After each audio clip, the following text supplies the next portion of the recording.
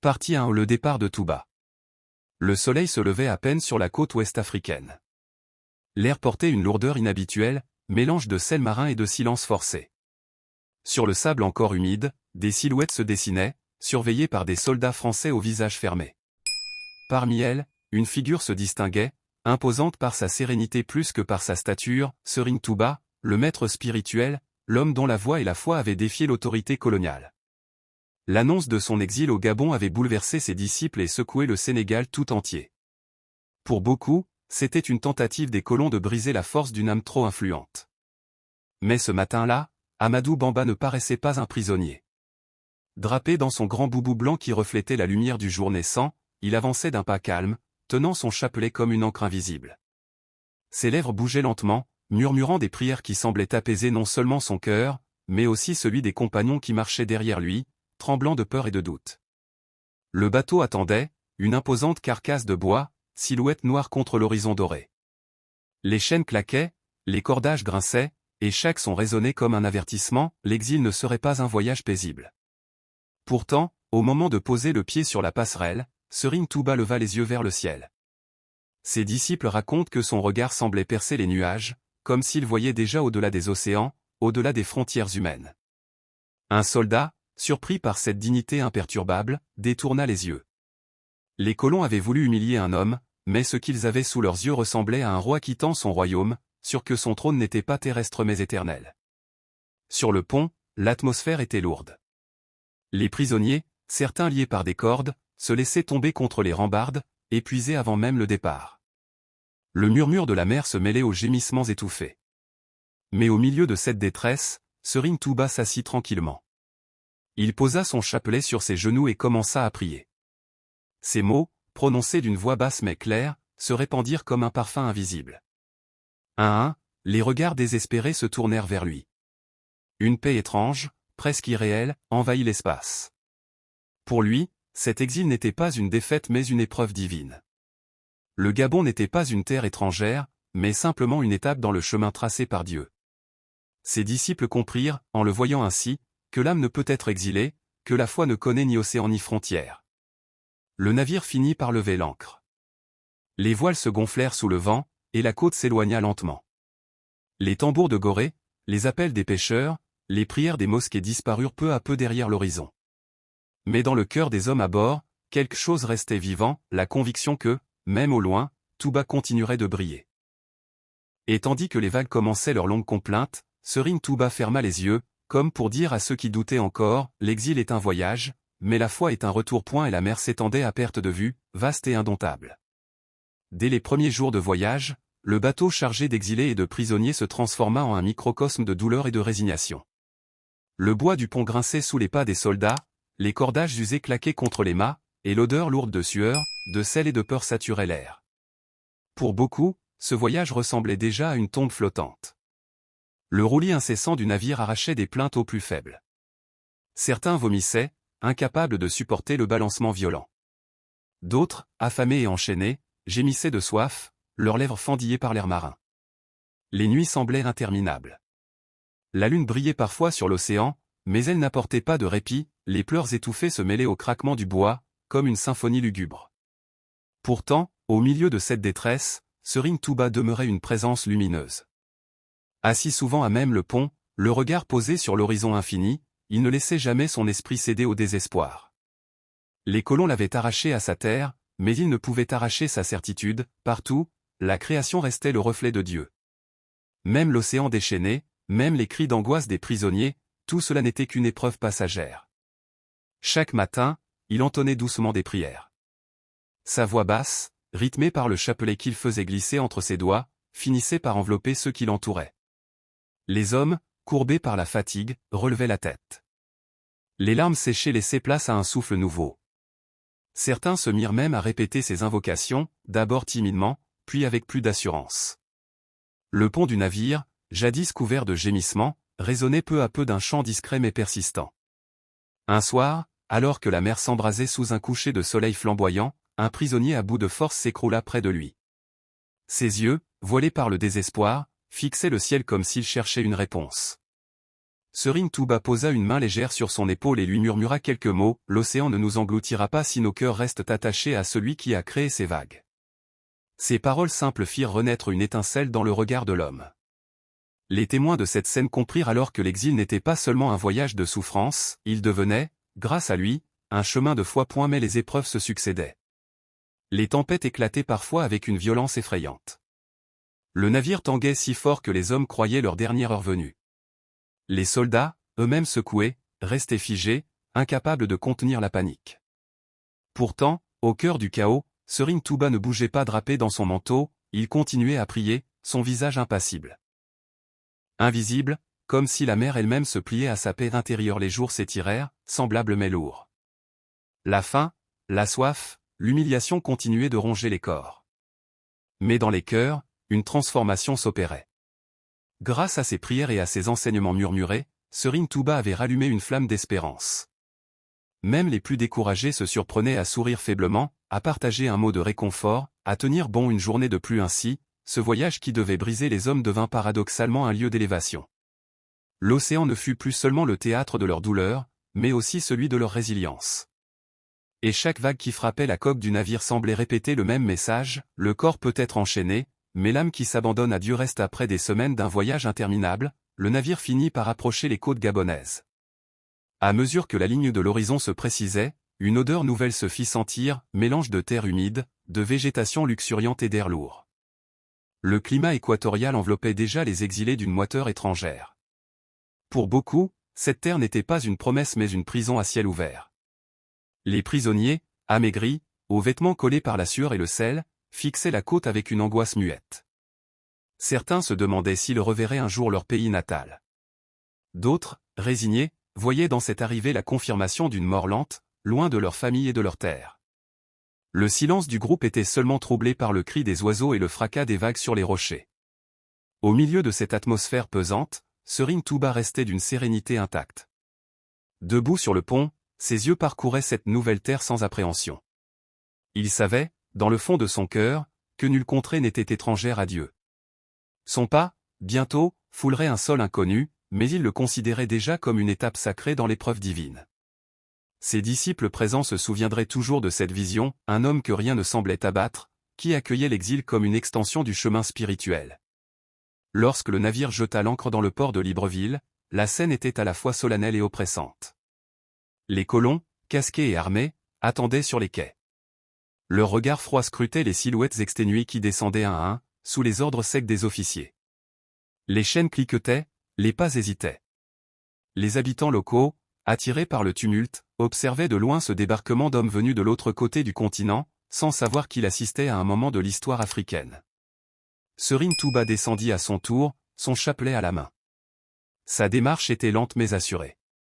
Chaque pas semblait peser plus qu'un autre, comme si le sable du Gabon devenait témoin d'une rencontre entre la foi et l'exil. Les soldats, malgré eux, baissèrent légèrement la voix à son passage, troublés par ce regard tranquille qui ne traduisait ni haine ni soumission, mais une paix profonde, inébranlable. Le climat humide frappa les corps déjà épuisés. Beaucoup suffoquaient, titubaient, cherchant un souffle d'air. Mais Serigne Touba, imperturbable, rappelait à ses compagnons que la terre appartient au Créateur. Il leur disait que le ciel du Gabon n'était pas différent de celui du Sénégal, que l'océan qui les séparait n'était qu'un voile, et que leur foi, si elle demeurait vivante, transformerait l'exil en sanctuaire. Les premiers jours furent marqués par la désorientation. Les prisonniers découvraient des huttes, des forêts denses, une chaleur qui semblait ne jamais s'éteindre.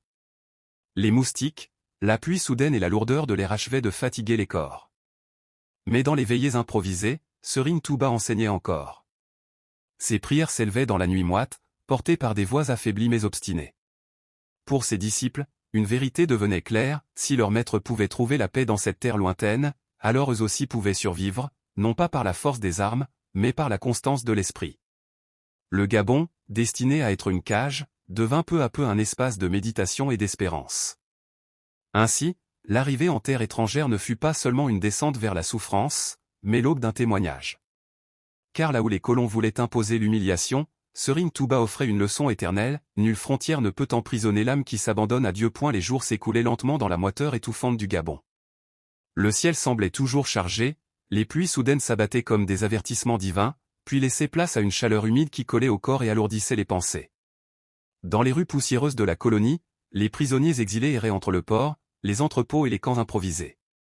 Leur regard, perdu dans l'horizon ou baissé vers la terre, reflétait le poids du déracinement. Mais bientôt, un souffle nouveau traversa les murmures des hommes, une rumeur étrange, d'abord chuchotée à voix basse, puis reprise comme une onde qui s'élargit de bouche en bouche. On disait qu'un autre grand nom, une figure redoutée par les colons et vénérée par son peuple, se trouvait lui aussi sur le chemin de l'exil. Samori Touré, l'empereur du Wassoulou, celui dont les cavaliers avaient défié des armées entières, serait prisonnier, captif des mêmes forces qui avaient cru réduire au silence Serigne Touba. La rumeur naquit dans les conversations nocturnes des gardes. Les soldats français, incapables de dissimuler leurs propres craintes, laissaient filtrer des bribes de phrases. Dans l'ombre des huttes et des palissades, les exilés tendaient l'oreille. Ils entendirent parler de combats acharnés, de villages incendiés, d'un empire effondré mais d'un homme resté debout, invaincu dans l'esprit. Plus le nom circulait, plus l'air semblait vibrer d'un mélange de curiosité et d'espérance. Les disciples de Serigne Touba furent les premiers à évoquer cette coïncidence comme un signe. Comment concevoir que deux figures si différentes, l'un par la plume et la prière, l'autre par l'épée et l'organisation militaire, puissent partager un même destin d'exil? Certains y voyaient une volonté divine, une rencontre écrite avant même que les océans ne soient traversés. D'autres craignaient que ce rapprochement ne provoque la colère des colons, eux qui redoutaient plus que tout l'union de deux symboles de résistance africaine. Serigne Touba, lui, écoutait ces récits avec un calme insondable. Il ne confirmait ni ne démentait la rumeur, mais ses yeux, lorsqu'il levait le regard vers ses disciples, semblaient dire « Dieu ne fait rien au hasard ». Pour lui, chaque souffle, chaque rencontre, chaque séparation faisait partie d'un fil invisible que seuls les cœurs éveillés pouvaient deviner. Les nuits suivantes, les conversations s'enrichirent. On racontait que Samori avait été capturé après des années de lutte, que ses généraux avaient résisté jusqu'à la dernière flamme, que son peuple l'avait suivi jusqu'aux confins de l'Afrique de l'Ouest. On disait aussi que sa captivité n'avait pas éteint la flamme de son regard, et que même désarmé, il inspirait la crainte aux colons. Dans les camps, les prisonniers se surprenaient à redresser la tête.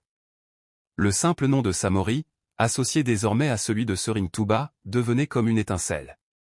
Deux mondes de résistance s'approchaient, celui du sabre et celui de la prière, celui du royaume et celui de la voie spirituelle. Et si leurs chemins se croisaient réellement, que pourrait-il naître d'une telle rencontre? Les colons, eux, semblaient nerveux. Leurs discussions s'accéléraient, leur surveillance se renforçait. Ils savaient qu'un mot, un geste, pouvait suffire à transformer l'exil en symbole d'unité africaine. Ils redoutaient que les murmures ne se transforment en cris, et que les cris ne deviennent une flamme. Dans cette tension flottante, une certitude s'imposait, le destin préparait quelque chose.